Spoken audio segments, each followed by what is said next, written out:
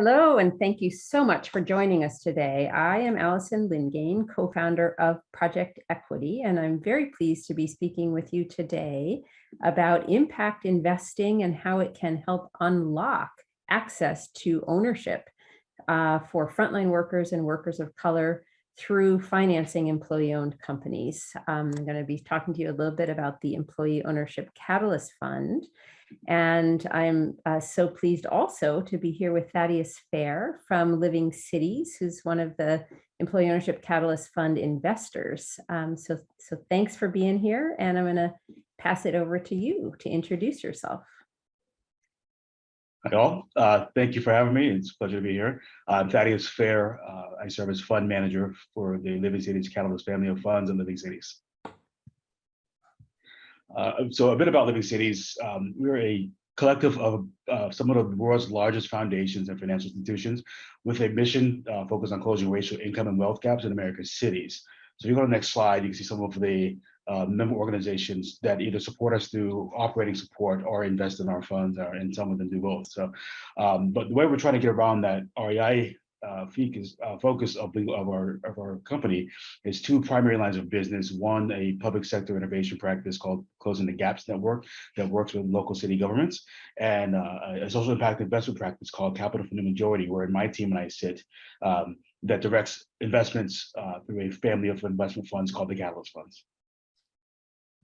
Go to the next slide. So I'll spend a bit of time talking about the current fund that we have active right now, the Blended Catalyst Fund. This is also the fund through which we made an investment into Project Equity. So the Blended Catalyst Fund is a 2015 vintage vehicle, $40 million structured debt fund. We've fully committed this fund at this point. We have 26 investments across a number of different themes. We did a little bit of a thesis shift in the middle of it to focus on racial equity inclusion. Prior, we were focused on low-income communities and doing some CDFI work and some pay for success ideas as well. We made a pivot in the firm's thesis to focus on racial equity and inclusion. So that led us to testing ideas that we thought would be catalytic and closing racial income and wealth gaps. One of those was supporting diverse fund managers and entrepreneurs. One of the reasons we were interested in Project Equity as an investment is because it gave us access to something that we didn't have in our portfolio, a means of investing in something that would create wealth transfer. And we loved the idea that you could take this aging business and transfer it to instead of the friends and family that come in and take over businesses like that, transfer to the people that actually are on the front lines working and give them a real generational wealth transfer and a way of creating wealth. And that was absolutely fascinating for us as an opportunity of investment. And we look to do a lot more of this if we can out of our next vehicle, where we'll see a couple of different funds like this. Wonderful. Thank you, Thaddeus, for that. And so I'm going to switch gears a little bit and talk about our organization, Project Equity. So we are a national nonprofit, about 8 years old, and we were really founded to expand and work to bring to scale what we really see as life-changing impacts of employee ownership for low-wage workers and workers of color across the United States. And we do have two existing capital initiatives, one of which is the Employee Ownership Catalyst Fund, which is Thaddeus mentioned Living Cities is an investor in. But as an organization, really our vision is for employee ownership to be a self-generating model that strengthens small business and builds wealth for low-wage workers and communities of color. Our mission focus is on employee ownership as a tool to address working poverty and racial wage and wealth gaps. Over the years, we've seen firsthand the deep impact of employee ownership on workers. And just to share a quick example from one of our early clients, we had a 2-location pizzeria that shared over $500,000 with its 30 employees in the first 2 years of being employee owned. Now, this same food service company during COVID was able to maintain almost that level of profit sharing. I mean, remember the shutdowns and all of the challenges that restaurants went through and are still going through, but this really further demonstrates the resiliency of the business model, given how hard hit the restaurant sector was during that time period. So as an organization, we have national reach with targeted regional programs in 7 parts of the country. Those are the red stars you see on this map. And we really are, from an employee ownership perspective, agnostic to the form, so long as it is broad-based, so that all of the employees have access to becoming owners. So it could be an ESOP, it could be a worker co-op, an employee ownership trust, or something similar. And we specialize in larger Main Street or lower middle market companies, most typically at the time of the founder and owner's retirement, not exclusively. And we really have a mission focus as a nonprofit that is twofold. Everything that we do, we want it to have impact today, but also serve to help make employee ownership more normal and self-generating. And so that impact today piece is about the focus on who the employees are. And so for us, this slide, really is the backdrop of all that we do. When we first launched, we talked a lot about the phrase working poor and how comfortable we are putting those two words together. But if you're working, you should have economic security. But so many people don't in the United States. And, painfully, the reality for Black and Latino workers is, just that incomes and wealth are that much lower. And so as a result, the stress that this places on families is that much higher. So we launched the Employee Ownership Catalyst Fund timed with Labor Day in 2021, so just over a year ago, and it is structured as an evergreen debt fund. It focuses on addressing capital gaps that we saw firsthand from our years of providing hands-on support to small and medium-sized enterprises transitioning independently to employee ownership. So, we didn't set out to create a fund for a fund's sake. This really came out of our programmatic work. Now, for ESOP, the ESOP form of employee ownership, there is a more established ESOP lending marketplace than for other forms of broad-based employee ownership. So we tend to lend for non-ESOPs, but we are set up also to enable ESOP lending if there's a fit and a need. Now, the typical investment that we make from the fund is, first off, capital can be placed as debt, equity, or revenue or profit-based financing. It's typically a 5 to 7 year term, and the range of investments is, say, 350 to 750 is our sweet spot, with a goal of creating partial employee ownership or all the way to 100%. So companies can be on what we call the on-ramp to employee ownership. So they're dipping their toe in, maybe getting started with a partial transition on a path to over time, maybe as the owner is retiring in 5 years or 10 years, doing the full ownership. Now, the financing is paid back out of the profits of the business. And we also typically have seller financing for 30 to 40% of the transaction value, and that is the most subordinated in the capital stack. In terms of the companies that we invest in, the typical investee companies is in, say, 15 to 75 employees, 30 to 50 or 60 is kind of the even sweeter spot. These are profitable businesses. They've got a track record, sometimes multiple generations of family ownership, but at least a 5 or 7 year track record of profits, so that they have money to pay back, right, the loan. The sector focus for us is sectors with frontline workers, so that we can be bringing employee ownership to the target folks. And the businesses must be working with an employee ownership service provider post-transaction. So for the companies that we are supporting pre-transaction, they're going to be working with us for 2 years post-transaction. So that helps us just make sure that employee ownership transition that they're thriving in that transition post-transaction. And because it is a change, and we want to make sure they're successful and stable after that change. So the companies that we invest in, they do hold their transaction details private. So I can't put up on a slide for you the specifics of any given transaction, but I'm going to share a couple of stories, and just in a second, I'm going to tee up a video of a company we helped transition.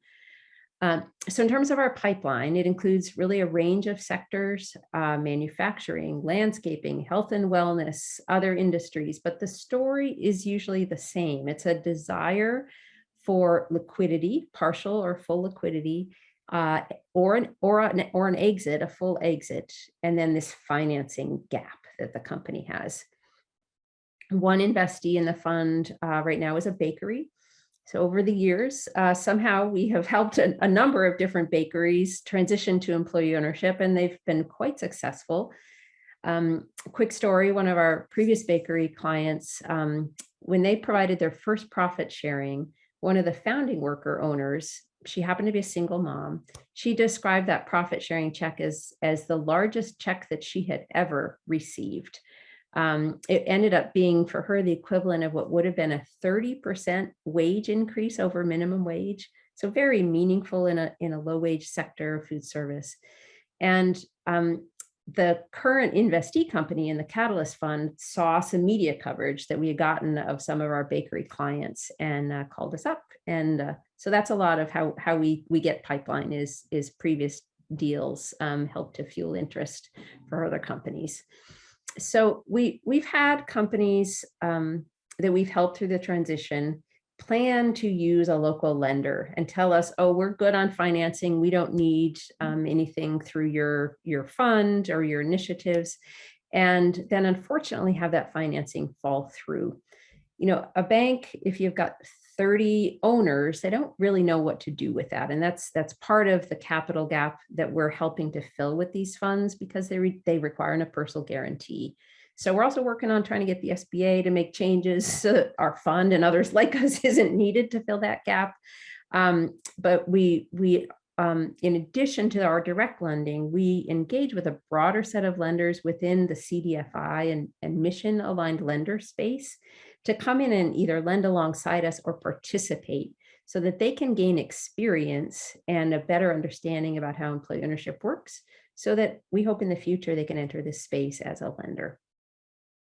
Okay, so I'm going to tee up a video about the local butcher shop. This is one of the Catalyst Fund investee companies. So I'm going to stop my sharing, pull up the video and start it up again.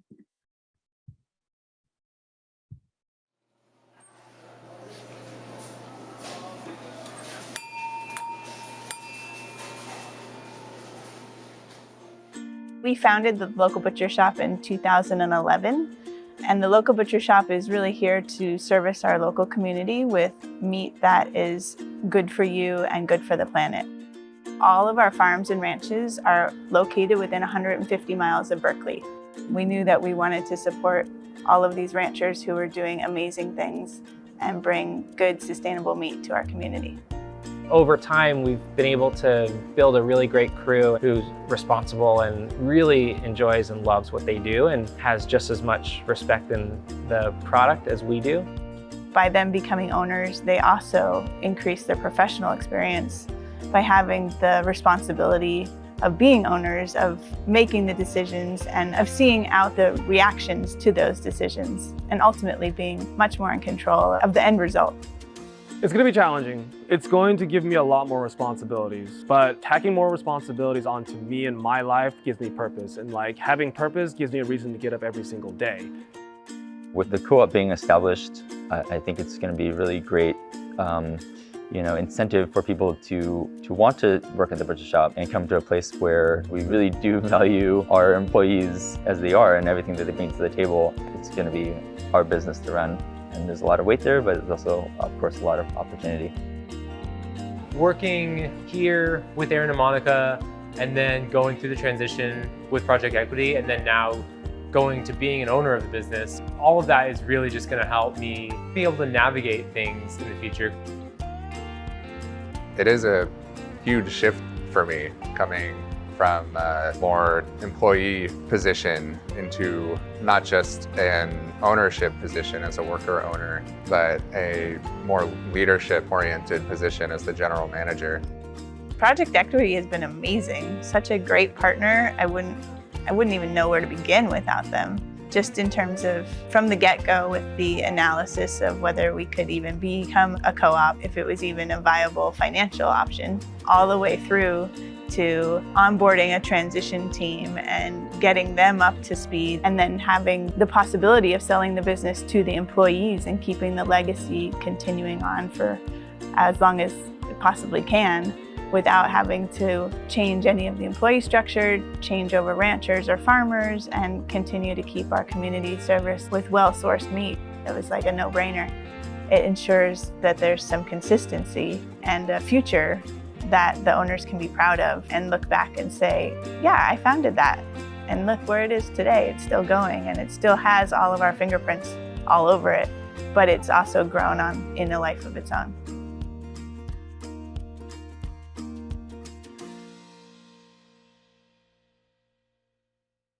So that is the story of the local butcher shop. I'm going to bring back up just, I think we have just one or two more slides here. Give me a second again to share back.